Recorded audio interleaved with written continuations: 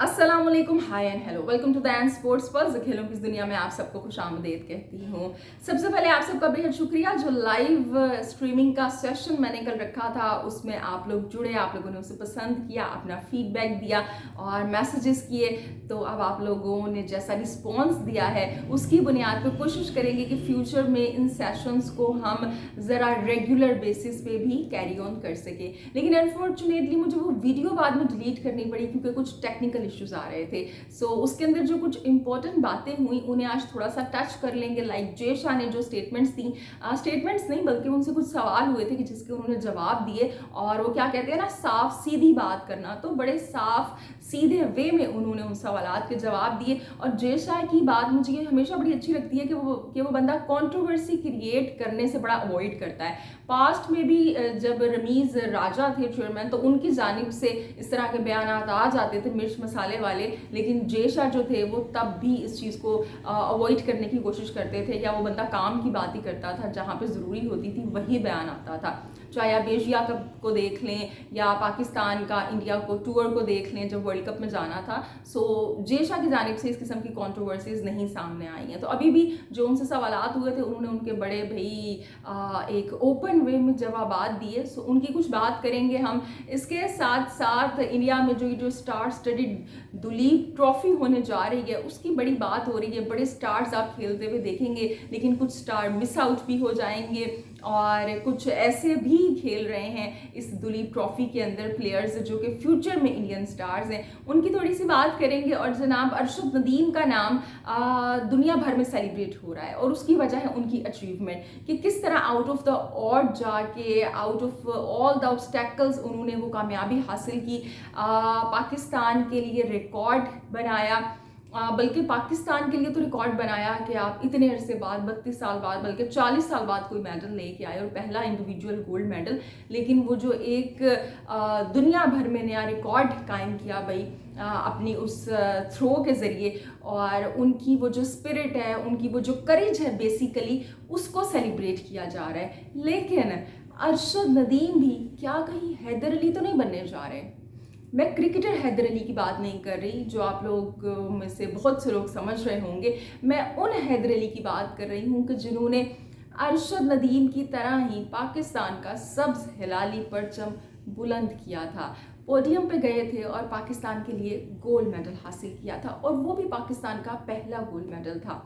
क्या हैदर अली का नाम आप लोगों को याद है? जबकि वो तो कंसेक्टिवली पाकिस्तान के लिए परफॉर्म करते रहे और मेडल्स लेके आते रहे, और अपनी फील्ड में वो ऐसा करने वाले अरशद नदीम की तरह वाहिद ही थे। और अब भी उनके प्लेस पे अभी तक कोई नहीं आया है। कौन है और क्यों इनको अरशद अली से मैं लिंक कर रही हूँ, क्या इसकी वजह है, आगे चल के आपको बताऊँगी। ओलंपिक्स की हमने बात की, लेकिन अब पैरा ओलंपिक्स भी पेरिस में होने जा रहे हैं 28 अगस्त से 8 सितंबर तक के, जिसमें इंडिया फिर से जनाब हिस्ट्री क्रिएट कर रहा है।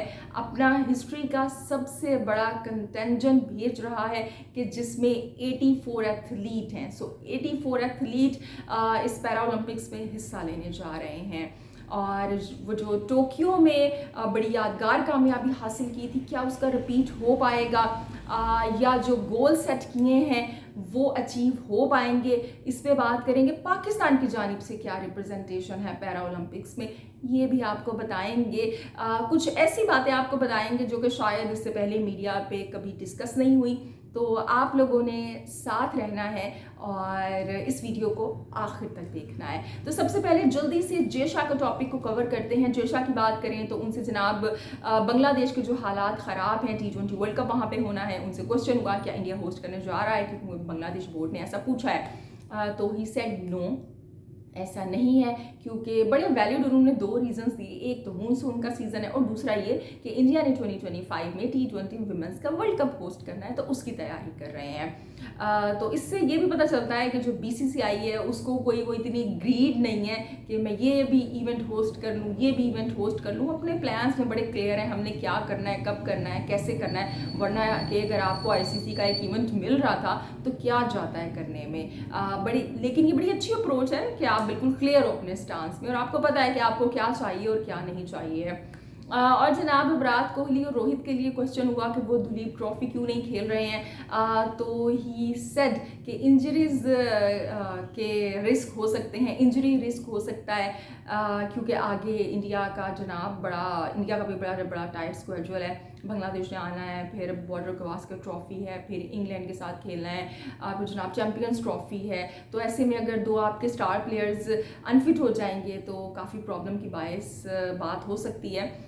जैसे कि अभी हमने रिसेंट में देखा भी है कि दी 100 के अंदर बेन स्टोक्स जैसे जनाब अनफिट हो गए और अब वो श्रीलंका से जो इंग्लैंड के मैचेस हैं उनसे आउट हो गए हैं। इसी तरह और भी मैं दीगर खबरें पढ़ रही थी कि कुछ प्लेयर अनफिट हुए हैं, कि जैसे राशिद खान है वो भी अनफिट हो गए इस दी 100 के दौरान। तो जब आप क्रिकेट खेलते हैं, लीग खेलते हैं, तो इंजरी का तो खदशा होता है, और जब आप रेड बॉल का सीज़न खेलेंगे तो और ज़्यादा खदशा हो सकता है। तो इसी वजह से बुमराह हैं या विराट हैं या और जो रोहित हैं, इनको रेस्ट दिया गया है। लेकिन मेरे ख्याल से हार्दिक पांड्या को होना चाहिए था, वाई ही इजंट प्लेइंग, उनको खेलना चाहिए था यहाँ पे।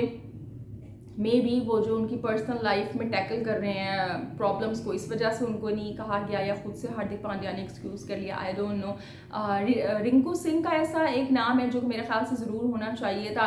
आशीष नेहरा पास्ट में भी कह चुके हैं कि he is not just T20 player, और मैं बिल्कुल इस चीज़ से एग्री करती हूँ, क्योंकि अगर आप उनके डोमेस्टिक के नंबर्स उठा के देखेंगे, उनके डोमेस्टिक के रिकॉर्ड्स उठा के देखेंगे, तो जो रिंकू सिंह हैं वो डोमेस्टिक के अंदर रेड बॉल में भी परफॉर्म कर चुके हैं। तो मेरे ख्याल से उनको ज़रूर चांस मिलना चाहिए था। संजू सैमसन का नाम होना चाहिए था। सिराज मेरे ख्याल से एक ऐसा नाम थे जो कि होने चाहिए थे, if I am not wrong, तो सिराज का नाम नहीं है। जबकि अर्शदीप सिंह हैं और दीगर काफ़ी नाम हैं, KL राहुल हैं, शिवम दुबे हैं, जायसवाल हैं, कुलदीप यादव हैं, जडेजा हैं।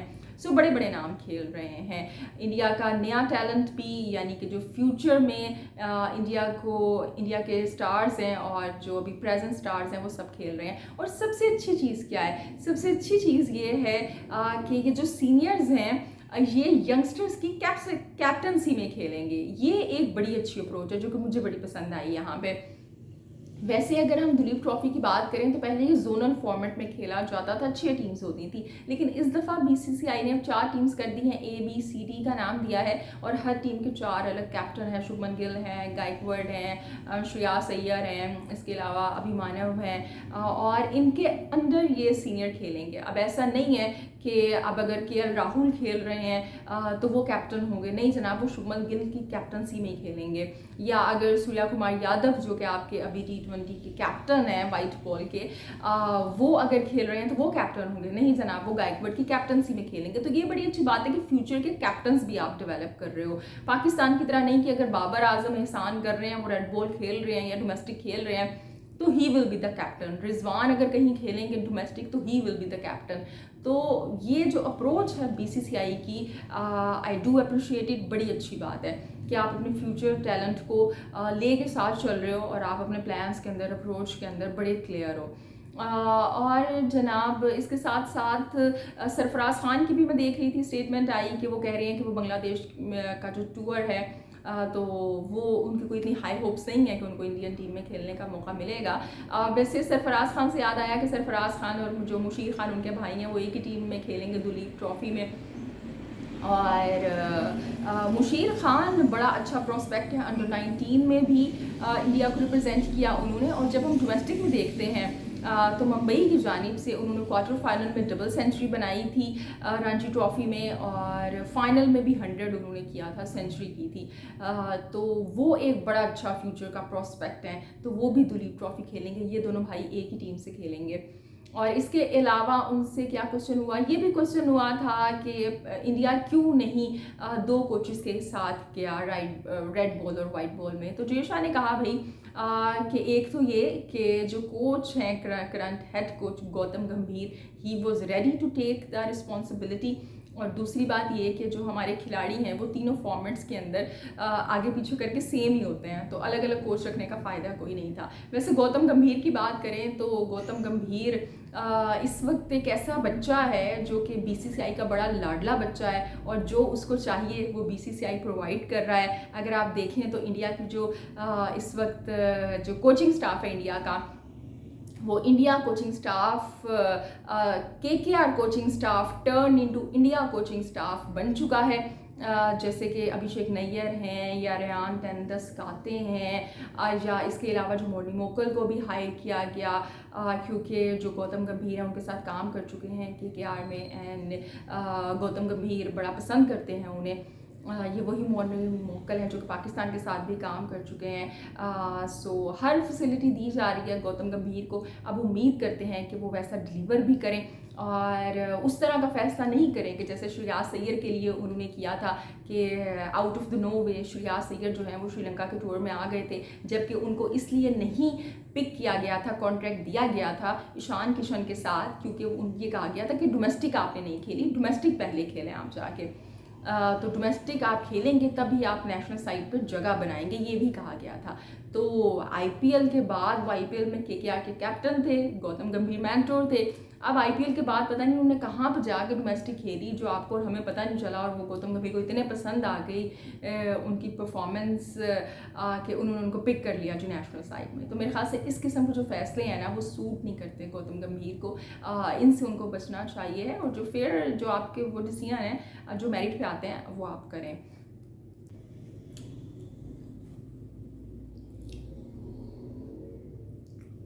अब जनाब पैरा ओलंपिक्स की बात कर लेते हैं कि जिसका आगाज़ होने जा रहा है 28 अगस्त से पेरिस में, और ये 8 सितंबर तक जारी रहेंगे। इंडिया ने पहली दफ़ा 1984 में पार्टिसिपेट किया था, और अगर मैं पाकिस्तान की बात करूं तो पाकिस्तान ने 1992 से पैरा ओलंपिक्स में पार्टिसिपेट करना शुरू किया था। इंडिया के पास 19 मेडल हैं पैरा ओलंपिक्स में, और पाकिस्तान के पास 3 मेडल हैं।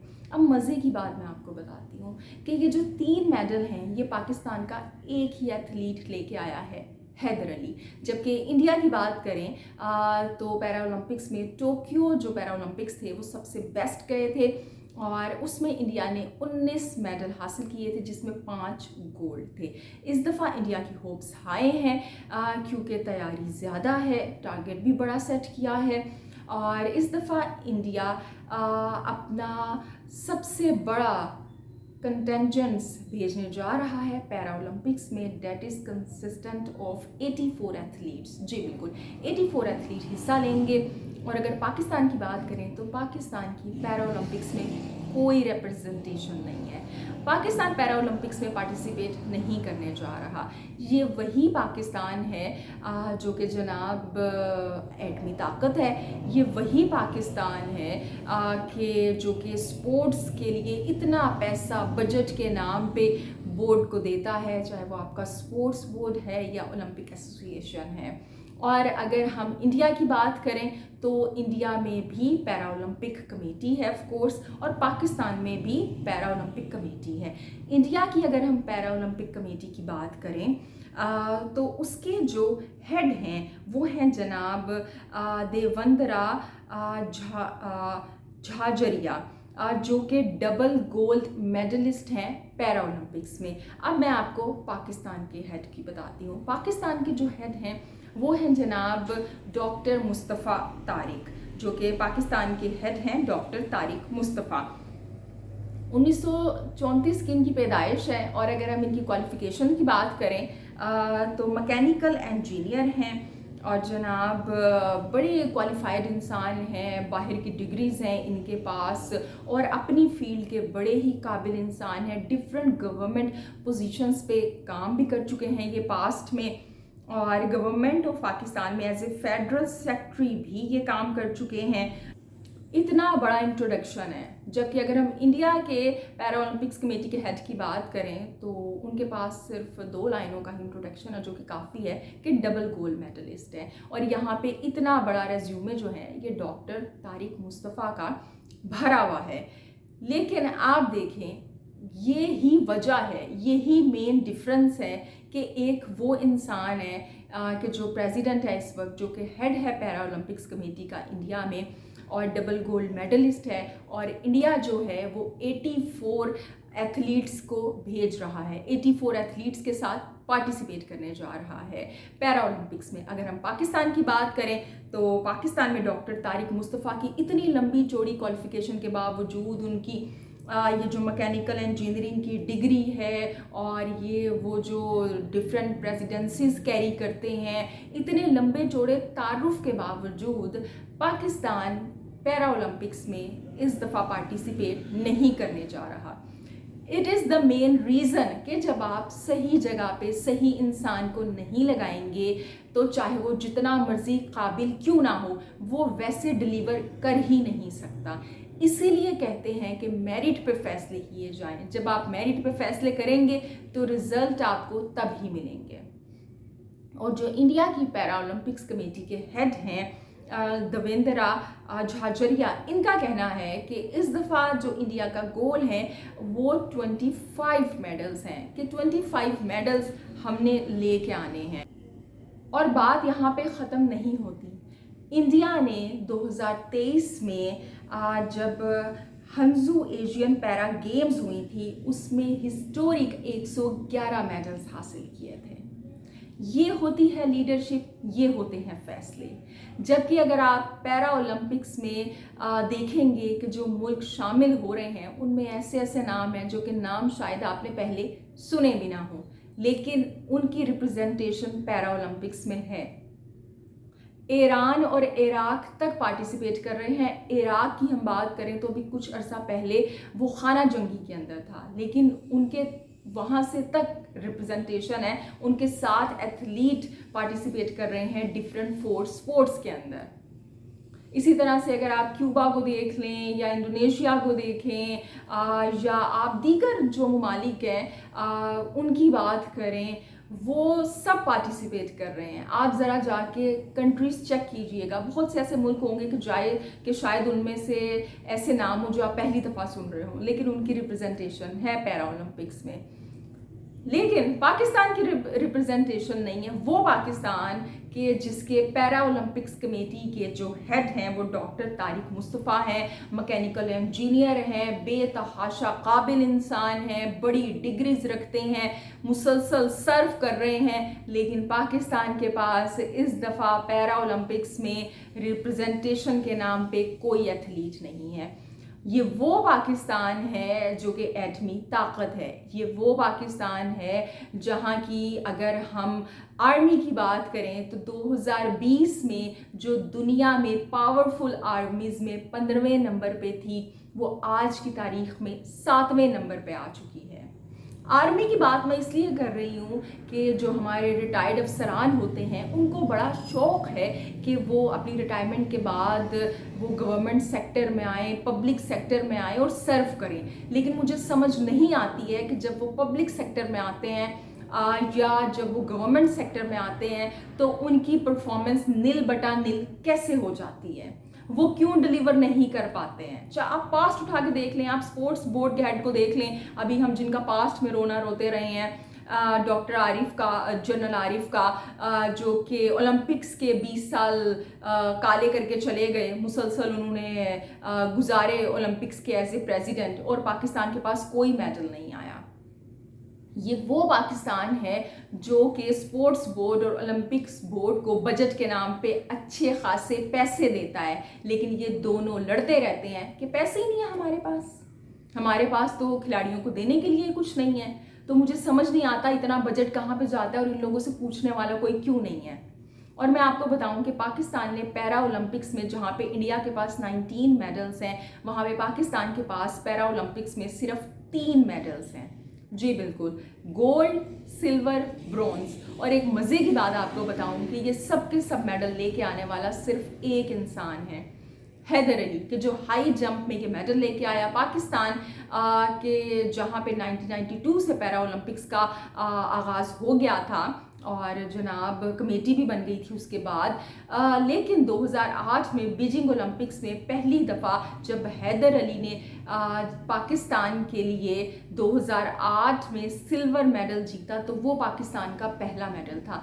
फिर हैदर अली ने ही रियो ओलंपिक्स के अंदर ब्रॉन्ज मेडल जीता और फिर उसके बाद हैदर अली ने ही टोक्यो पैरा ओलंपिक्स में पाकिस्तान के लिए गोल्ड मेडल जीता। लेकिन क्या सिर्फ ये हैदर अली अकेले की जिम्मेदारी है कि वो पैरा ओलंपिक्स में पाकिस्तान को रिप्रेजेंट करेंगे? हैदर अली की जगह इतने अरसे के अंदर, इतने सालों के अंदर कोई क्यों तैयार नहीं किया गया? कोई क्यों एथलीट और किसी स्पोर्ट्स के अंदर, पैरा ओलंपिक्स के अंदर सामने नहीं आया ओलंपिक्स में? इसकी जिम्मेदारी कौन लेगा? इसकी जिम्मेदारी क्या डॉक्टर मुस्तफ़ा तारिक लेंगे, जो कि पैरा ओलंपिक्स कमेटी के हेड हैं और वो मुसलसल लीड कर रहे हैं, बड़े काबिल इंसान हैं, मैकेनिकल इंजीनियर हैं, बड़ी डिग्रीज रखते हैं, तो वो ज़्यादा काबिल इंसान हैं? या फिर इंडिया में जो इस वक्त पैरा ओलंपिक्स कमेटी को हेड कर रहे हैं देवेंद्रा झाझरिया, जो कि डबल गोल्ड मेडलिस्ट है पैरा ओलंपिक्स में, वो ज़्यादा काबिल इंसान हैं?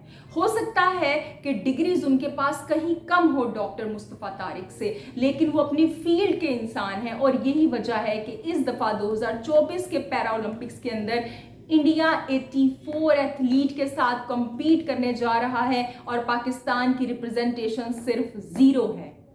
ये वो सोचने का पॉइंट है, ये वो सवालात हैं जो कि पूछने चाहिए। अरशद नदीम को आप और हम बड़ा सेलिब्रेट कर रहे हैं, लेकिन क्या अरशद नदीम भी कहीं हैदर अली तो नहीं बनने वाले, जो कि अकेले मेडल्स लेके आते रहेंगे, अकेले सर्व करते रहेंगे, लेकिन उनकी जगह किसी और को डेवलप नहीं किया जाएगा? शहबाज शरीफ हैं, मरियम बीबी हैं और दीगर जो सियासतदान मुसलसल जब से अरशद नदीम गोल्ड मेडल जीते हैं अपनी बिलों से बाहर आ रहे हैं, कोने खुदरों से निकल के बाहर आ रहे हैं, कामरान टिसोरी हैं या और भी दीगर सियासतदान हैं जो कि उनसे मिल रहे हैं, उनकी तारीफ कर रहे हैं, क्या उन्होंने जो हेड हैं ओलंपिक एसोसिएशन के उनसे पूछा कि इस दफ़ा पाकिस्तान की ओलंपिक्स के अंदर रिप्रेजेंटेशन कम क्यों थी? टोक्यो ओलंपिक्स के अंदर हम 10 एथलीट के साथ गए थे, इस दफ़ा 7 एथलीट कैसे हो गए? तब हमने 6 स्पोर्ट्स में हिस्सा लिया था, इस दफ़ा 4 स्पोर्ट्स में ही हिस्सा क्यों लिया? क्या ये सवालात शहबाज शरीफ ने पूछे हैं या सिर्फ गले में हाथ डाल देना है अरशद नदीम के, या चेक के साथ उनकी पिक्चर बनवा लेनी है आपने? आप लोगों का काम ये नहीं है। आप लोगों का काम है इस मुल्क को सर्व करना, सही वक्त पे सही फैसले करना, सही पोस्ट पे सही लोगों को अपॉइंट करना, तभी फायदा होगा, तभी मेडल आएंगे। वरना यही हाल रहेगा कि इसी तरह कोई हैदर अली उठेगा गुजरावाला से, इसी तरह कोई अरशद नदीम उठेगा मियाँ चन्नू से, अपनी इंडिविजुअल विल की बेसिस पे मेडल्स लेके आएंगे, लेकिन उसके बाद फिर वही ड्राइनेस होगी, फिर वही स्याही होगी, फिर वही डार्क फेस होगा, क्योंकि प्लानिंग नहीं है।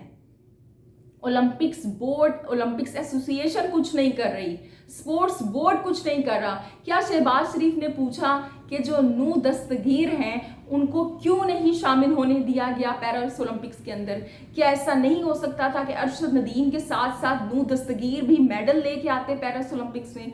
He is totally fit. लेकिन ये आपकी जो ओलंपिक एसोसिएशन है, स्पोर्ट्स बोर्ड है, इनके झगड़ों की वजह से, इनकी अपनी पॉलिटिक्स की वजह से आपने उस बंदे को पार्टिसिपेट नहीं करने दिया।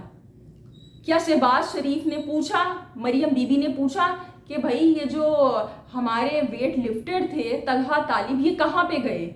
इनाम बट कहाँ पे चले गए? ये सवाल क्यों नहीं किए जाते हैं? फ्यूचर की प्लानिंग क्यों नहीं की जाती है? क्योंकि ये आप लोगों की नीयतें हैं।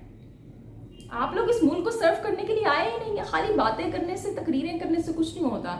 जो आप अमल करते हो ना, उससे पता चलता है। और I wish and I pray कि सारे मिलके ये लोग, ये जो ओलंपिक एसोसिएशन के हेड हैं, जो उसको लीड कर रहे हैं, स्पोर्ट्स बोर्ड को जो लीड कर रहे हैं, हमारे प्रेसिडेंट है, प्राइम मिनिस्टर है, सब मिलके मुझे झूठा साबित करते हैं। काश ऐसा हो जाए कि वाकई मुल्क के लिए और स्पोर्ट्स के लिए आप लोग कुछ करना शुरू कर दें, उसके लिए कुछ सोचना शुरू कर दें। तो बहरहाल जनाब, ये थी आज की वीडियो और ये कुछ ऐसे फैक्ट्स थे जो कि ज़रूर सबके सामने लेके आना ज़रूरी है, इन पे बात होना ज़रूरी है, ज़्यादा से ज़्यादा बात होना ज़रूरी है।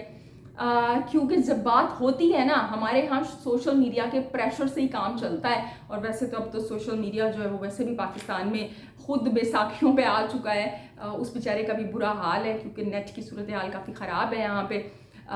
तो लेकिन बहरहाल जब तक पॉसिबल होगा इसी तरह इस चैनल के ज़रिए आप लोगों से जुड़ते रहेंगे और जो भी हकायक है आप लोगों के सामने लेके आते रहेंगे। वीडियो कैसी लगी कमेंट्स के ज़रिए मुझे बताइएगा। अपना ढेर सारा ख्याल रखिएगा, हंसते मुस्कुराते रहिएगा, क्योंकि आप मुस्कुराते हुए बहुत अच्छे लगते हैं। अल्लाह के बान।